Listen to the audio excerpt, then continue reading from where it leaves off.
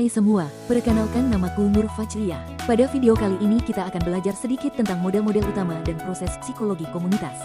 Langsung saja, psikologi komunitas adalah cabang psikologi yang berfokus pada pemahaman individu dalam konteks komunitas dan masyarakat luas. Tujuannya adalah untuk meningkatkan kesejahteraan dan pemberdayaan masyarakat, serta mencegah timbulnya masalah melalui perubahan sosial dan sistemik. Psikologi komunitas tidak melihat masalah pada individu semata, tetapi pada interaksi antara individu dengan lingkungannya. Model ekologis yang dipopulerkan oleh Uri Bronfenbrenner memandang individu sebagai bagian dari serangkaian sistem yang saling terkait, seperti lingkaran konsentris. Perilaku dan kesejahteraan individu dipengaruhi oleh berbagai tingkat lingkungan. 1. Mikrosistem, lingkungan terdekat seperti keluarga, sekolah, dan teman sebaya yang berinteraksi langsung dengan individu.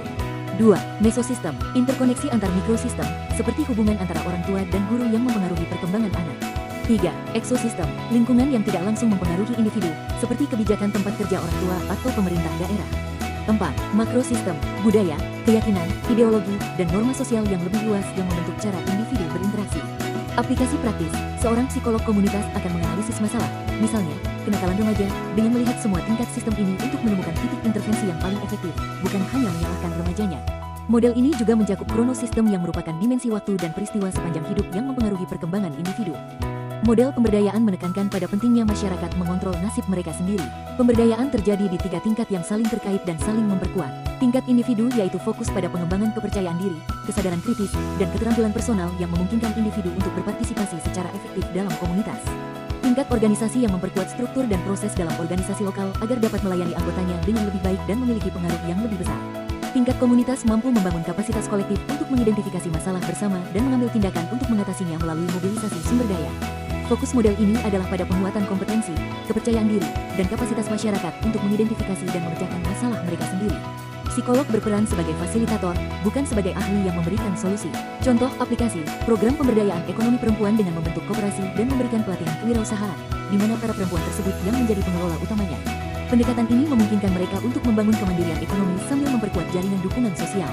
Menurut Perkins dan Zimmerman, 1995, pemberdayaan bukan hanya tentang hasil akhir, tetapi juga tentang proses yang memungkinkan individu dan komunitas untuk mendapatkan kontrol atas kehidupan mereka dan lingkungan mereka. Modal sosial mengacu pada jaringan hubungan, norma, dan kepercayaan yang memfasilitasi kerjasama dan tindakan kolektif dalam suatu komunitas. Komunitas dengan modal sosial yang tinggi cenderung lebih sehat, lebih aman, dan lebih mampu mengatasi kesulitan. Komponen modal sosial, jaringan sosial yang kuat antar warga, rasa saling percaya di antara anggota komunitas, norma timbal balik yang mendorong kerjasama, partisipasi aktif dalam organisasi sosial, identitas kolektif dan rasa memiliki, manfaat modal sosial, peningkatan kesehatan fisik dan mental, penurunan tingkat kriminalitas, ketahanan komunitas yang lebih tinggi, akses lebih baik ke sumber daya dan informasi, peningkatan efektivitas institusi lokal, aplikasi praktis, pembentukan kelompok arisan untuk memperkuat ikatan ekonomi, pengembangan kegiatan Karang Taruna untuk pemuda, pendirian forum warga untuk membahas isu komunitas, gotong royong dan kerja bakti rutin, festival budaya lokal untuk memperkuat identitas. Psikolog komunitas dapat berperan dalam mengidentifikasi dan memperkuat modal sosial yang ada, serta membantu menciptakan struktur baru yang mendorong koneksi sosial.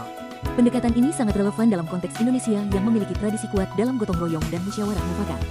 Model pencegahan dan promosi bergeser dari pendekatan kuratif, mengobati masalah setelah terjadi, ke pendekatan proaktif yang mencegah masalah dan meningkatkan kesejahteraan. Pendekatan ini menghemat sumber daya dan mengurangi penderitaan dengan mengatasi masalah sebelum menjadi serius.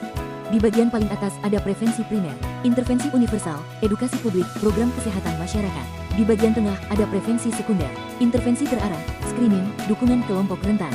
Dan yang paling bawah ada prevensi tersier, intervensi intensif, rehabilitasi, layanan krisis individu. Pencegahan primer merupakan mencegah masalah sebelum muncul dengan intervensi universal yang ditujukan untuk seluruh populasi. Contoh, kampanye anti narkoba untuk anak sekolah, program pendidikan kesehatan mental di masyarakat, atau pelatihan keterampilan hidup untuk remaja. Pencegahan sekunder mengidentifikasi dan intervensi dini pada masalah yang sudah mulai muncul, ditujukan untuk kelompok berisiko. Contoh, screening kesehatan mental di puskesmas, program mentoring untuk anak dari keluarga bermasalah, atau intervensi krisis pasca bencana. Pencegahan tersier mengurangi dampak negatif dari masalah yang sudah terjadi dan mencegah kekambuhan.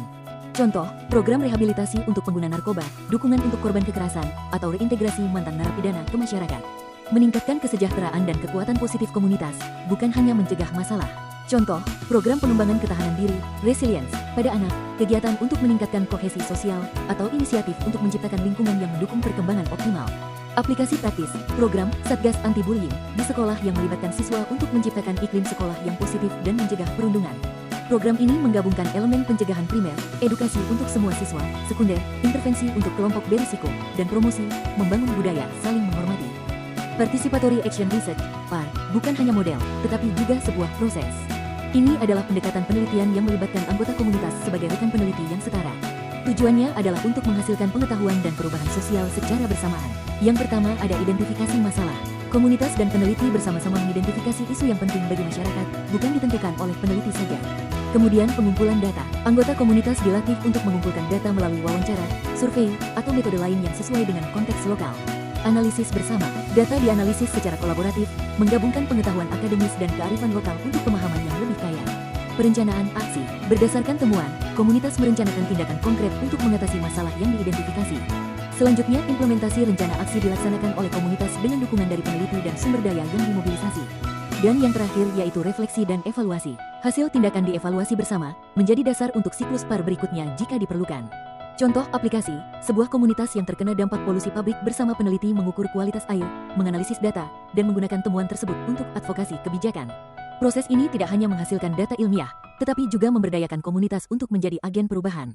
Menurut Kidd dan Kral, 2005, PAR memiliki dimensi politik yang kuat karena berupaya mengubah relasi kekuasaan dan memberikan suara kepada kelompok yang sering terpinggirkan dalam proses penelitian konvensional.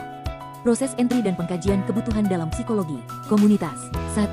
Entry dan pengenalan. Memasuki komunitas dengan cara yang hormat dan etis adalah langkah pertama yang krusial dalam proses psikologi komunitas. Tahap ini melibatkan membangun hubungan kepercayaan dengan stakeholder kunci, pemimpin komunitas, warga, LSM, memahami dinamika kekuasaan dan budaya setempat.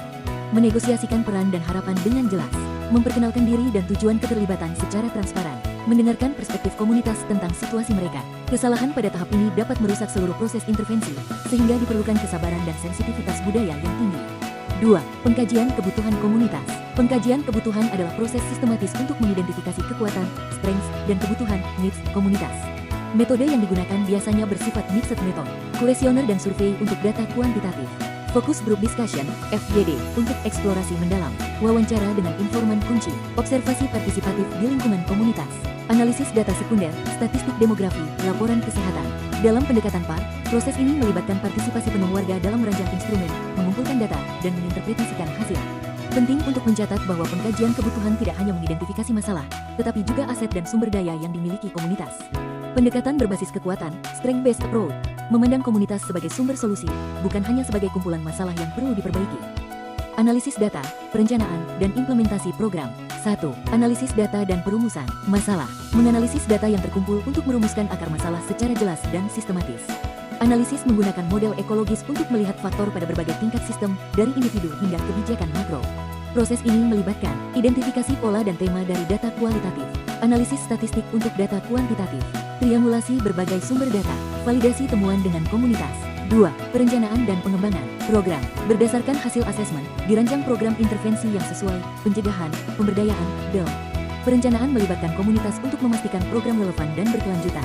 Tahap ini mencakup menetapkan tujuan yang spesifik dan terukur, merancang aktivitas yang sesuai dengan konteks lokal, mengidentifikasi sumber daya yang dibutuhkan, membuat timeline dan pembagian tanggung jawab, mengembangkan rencana monitoring dan evaluasi.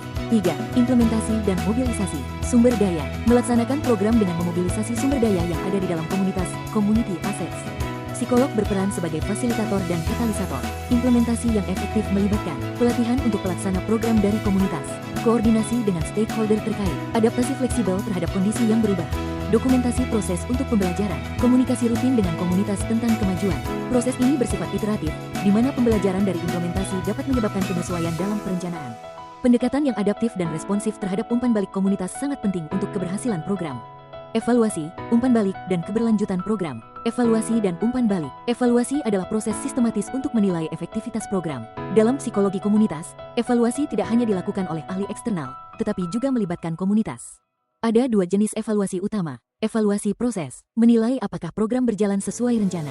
Apakah aktivitas dilaksanakan seperti yang direncanakan? Apakah target kelompok terjangkau? Bagaimana kualitas pelaksanaan? Apa hambatan dan fasilitator implementasi? Evaluasi hasil, menilai apakah program mencapai tujuan yang ditetapkan. Apakah terjadi perubahan yang diharapkan? Apakah ada dampak yang tidak direncanakan? Apakah manfaat sebanding dengan biaya? Apakah perubahan berkelanjutan? Institusionalisasi dan terminasi. Tahap akhir dalam proses psikologi komunitas adalah memastikan keberlanjutan program dan mengakhiri keterlibatan psikolog dengan cara yang bertanggung jawab. Institusionalisasi, program yang berhasil diupayakan untuk diadopsi menjadi bagian dari kebijakan atau lembaga lokal agar berkelanjutan. Ini bisa melibatkan integrasi ke dalam struktur pemerintah lokal, LSM setempat, atau organisasi berbasis masyarakat. Pengembangan kapasitas, memastikan komunitas memiliki pengetahuan, keterampilan, dan sumber daya untuk melanjutkan program secara mandiri. Dokumentasi dan berbagi pengetahuan, mendokumentasikan pembelajaran dan praktik baik untuk dibagikan dengan komunitas lain. Terminasi yang terencana, mengakhiri keterlibatan psikolog secara bertahap dan terencana, bukan secara mendadak. Evaluasi jangka panjang, merancang mekanisme untuk memantau dampak program dalam jangka panjang. Terminasi yang baik tidak berarti meninggalkan komunitas sepenuhnya, tetapi mengubah hubungan dari ketergantungan menjadi kemitraan yang setara. Hasil evaluasi digunakan untuk memberikan umpan balik dan memperbaiki program. Proses ini mendorong pembelajaran berkelanjutan dan adaptasi program untuk meningkatkan efektivitasnya. Berikut adalah referensi dari materi yang telah dipaparkan.